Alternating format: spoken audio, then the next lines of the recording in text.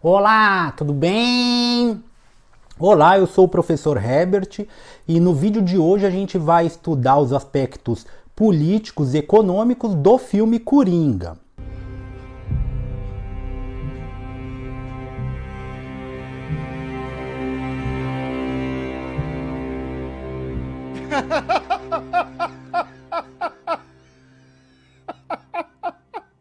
Eu tenho lido algumas resenhas, né, alguns artigos que falam dessa parte política do filme O Coringa.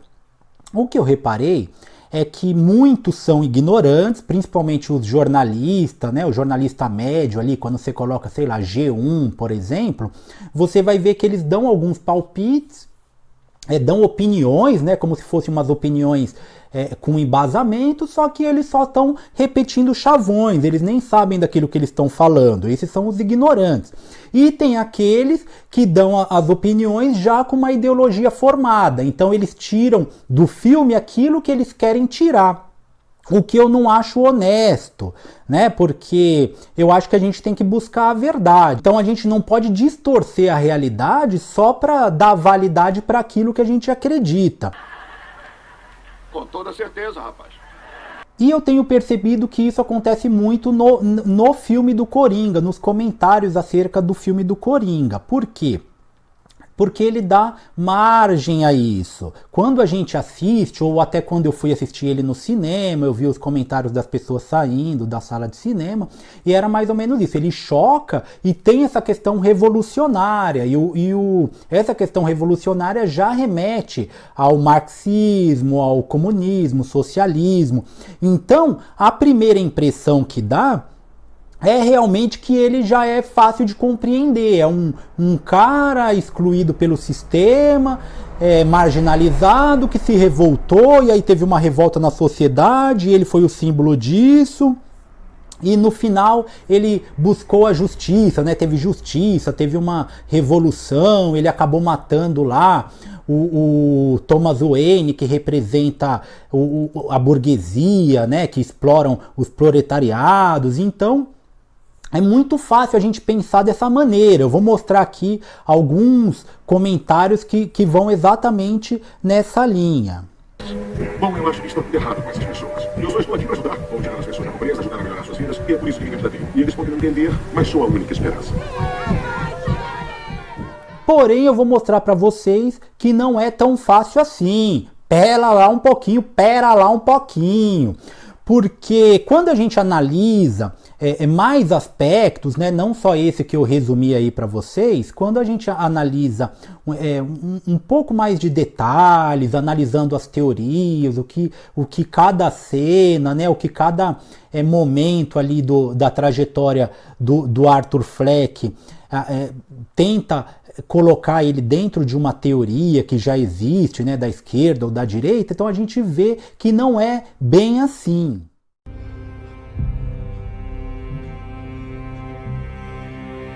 Mas agora, por exemplo, né, eu peguei aqui um dos primeiros artigos quando você pesquisa no Google, se você colocar lá, Coringa Ideologia, então vai ter alguns artigos que estão analisando essa parte política do Coringa.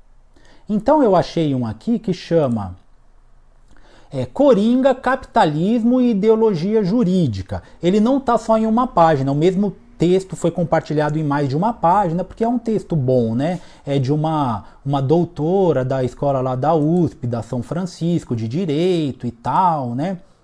Eu não vou falar aqui o nome dela por questões de ética, mas vocês conseguem achar fácil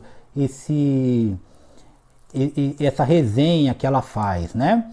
Inclusive ela tem livros falando disso, porque ela está falando dos aspectos jurídicos ideológicos do capitalismo, né? Aí ela aplica isso aí ao filme do Coringa.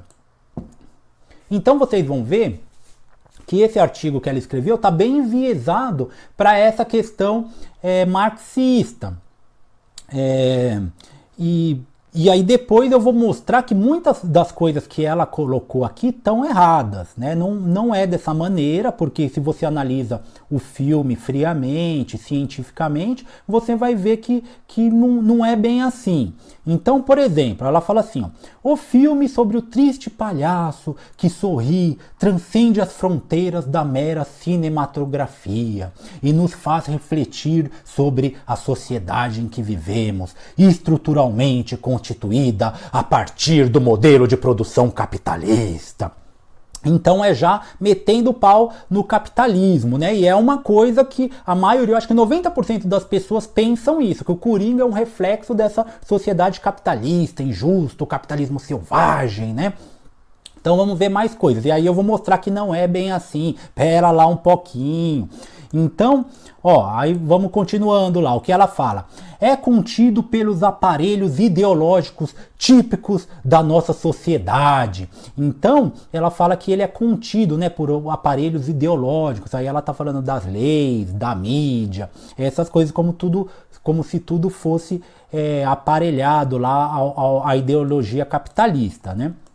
O filme, contudo, não segue uma trilha convencional, mas destrói nossas ilusões. Daí o alardeado incômodo em alguns setores da crítica e do público. Então muita gente ficou chocada, né? Porque ele foge lá do convencional e do status quo, né? Então, ao encarar as mazelas da sociedade burguesa, com grandes cidades infectadas, miséria, pobreza, banalização da violência, exploração do trabalho e individualismo exacerbado. Então ela coloca aquela coisa que também a gente aprende muito quando a gente estuda superficialmente, que o capitalismo acaba trazendo miséria, né? Acaba trazendo exploração.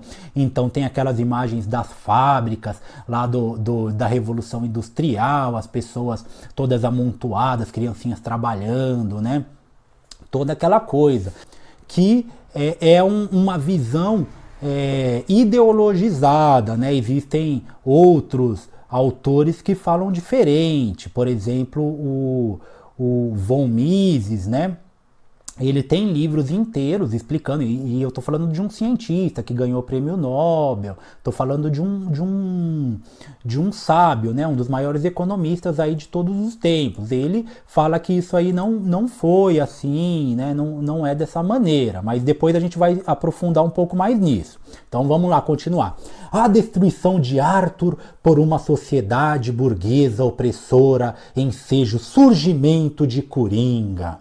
Apenas nesse momento o personagem começa a ser tomado por um sentimento de emancipação, e a singular dança no banheiro público representará isso. Então a emancipação já é um conceito marxista, né? O filme subverte a concepção tradicional de herói, como aquele cumpridor da lei e da ordem, permitindo uma mordaz crítica à ideologia jurídica. Em Coringa, a situação se inverte, pois o problema é justamente a ordem burguesa excludente. Logo, não há saída plausível a não ser a ruptura. Um dos aspectos geniais do filme reside justamente em ressaltar o poder do evento como algo que pode ser fundamental para desencadear um processo de reação e tentativa de ruptura por parte das massas. Então ela está falando aí do evento que foi o Coringa matando os caras lá no metrô, né? Que isso deu coragem para as massas se rebelarem contra o sistema.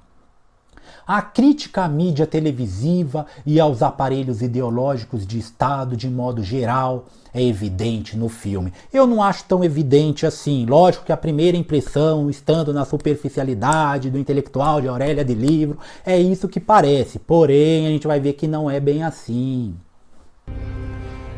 Coringa permite que possamos desfrutar de uma representação artística de alguns aspectos já apontados pela mais avançada crítica marxista acerca da sociedade capitalista, do direito e da ideologia. Com efeito, Karl Marx, em sua obra de maturidade, disseca de maneira científica as vicissitudes intrínsecas ao modo de produção capitalista. Então ela está falando aí do Marx, né? Então ela está falando que o filme, na verdade, é uma aplicação à teoria do Marx, lá no seu livro O Capital.